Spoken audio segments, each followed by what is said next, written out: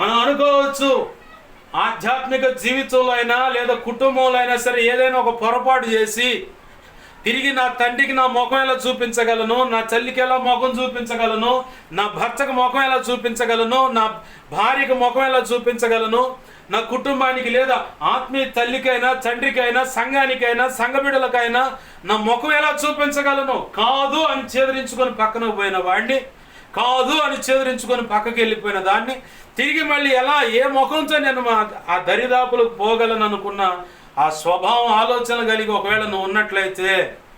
ప్రభు అంటున్నాడు, నీకోసమే దేవుడు ఎదురు చూస్తూ ఉన్నాడు, నీకోసమే నీ తల్లి ఎదురు చూస్తూ ఉంది, నీకోసమే నీ తండ్రి ఎదురు చూస్తూ ఉన్నాడు, నీకోసమే నీ భర్త ఎదురు చూస్తూ ఉన్నాడు, నీకోసమే